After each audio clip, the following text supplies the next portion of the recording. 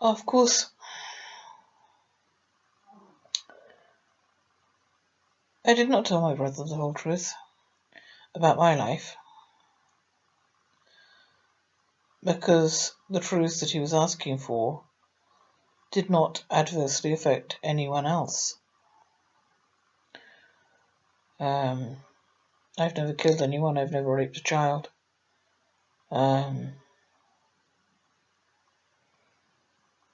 The questions he asked were my business, basically. I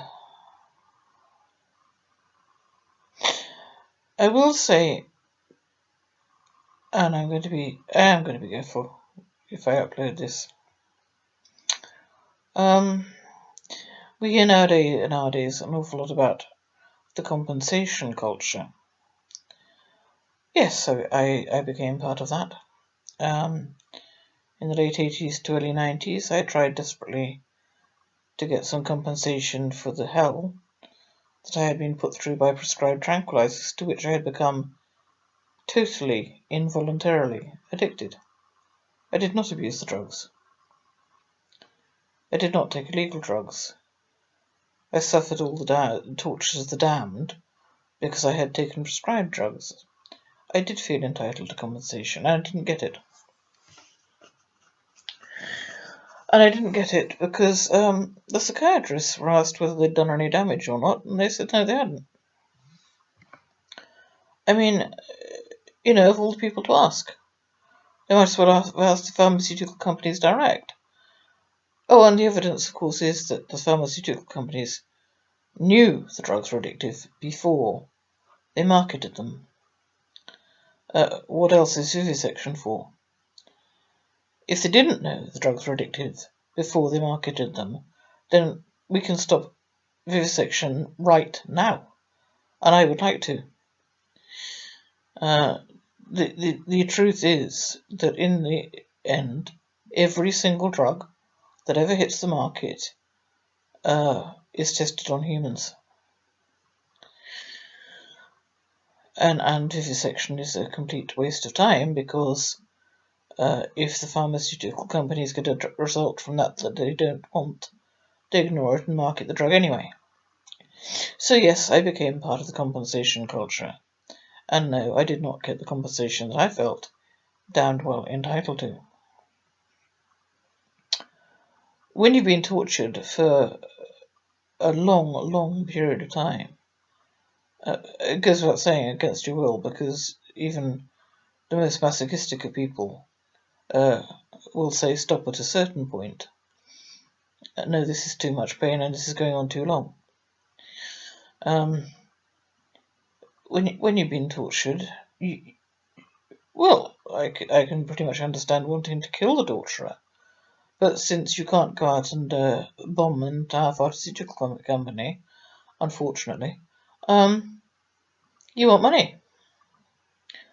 And what's wrong with that?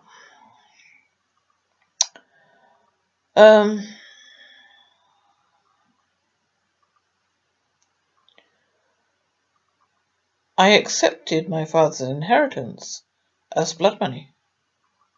In that light, precisely in that light.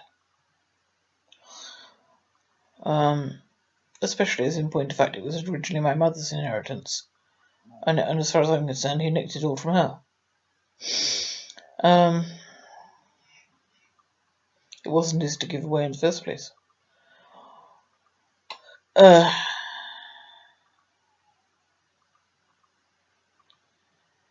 If I have not felt obliged to pay into, if I have not A, been well enough to, or B, felt obliged to, pay into the society that turns a blind eye to paedophilia. It did in the 1950s, and it's doing it now. If I do not feel obliged to pay towards nuclear bombs, and so on, the list goes on. if I do not feel obliged to pay for a totally corrupt police force, which is not to say that every policeman or woman is corrupt, or that every police force is totally corrupt, but I could name you a few forces that are almost totally corrupt, and I don't feel obliged to pay into them. Which is not to say that I've spent a life of crime, either. Although, of course, our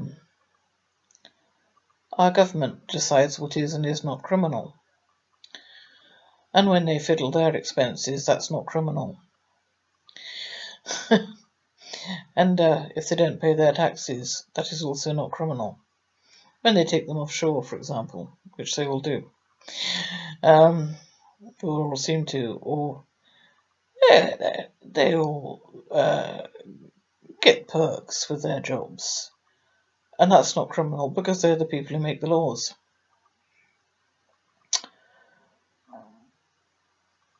What is criminal, actually, is almost as subjective as what is moral.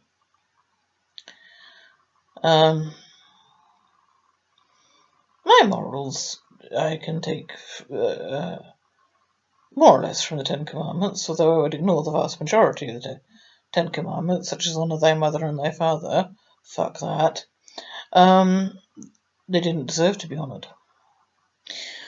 And all the stuff about graven images and thou shalt not worship any god before me. I can ignore almost all the Ten Commandments without any qualm whatsoever. But I do take thou shalt not kill seriously. And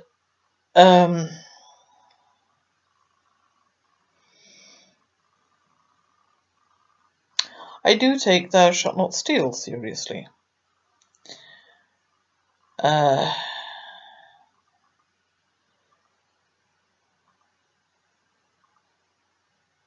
I do take it seriously.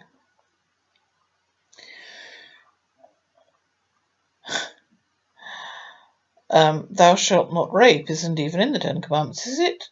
Oh, adultery. Not necessarily the greatest of all sins, because adultery, after all, includes, as far as I recall, sleeping with someone you're not married to. And I have a very low opinion of marriage. A very, very, very low opinion of marriage. As far as I'm concerned, if you're having sex with a consenting adult, that's A-OK. I did take my marriage vows seriously, which is to say, I would not have been unfaithful to my husband had he not made a habit of beating the shit out of me, after which I did not think twice about being unfaithful to him. And if he says so, that is true. But then again, I could say an awful lot more than that. Like, for example, the videos that he made and distributed. So it wasn't a vow he took seriously either, really. It wasn't a vow he took seriously, period.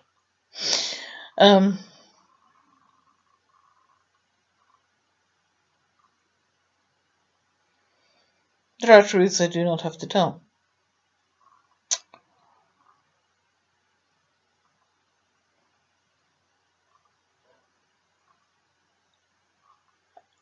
I do feel it's important to nail murderers and paedophiles and other rapists.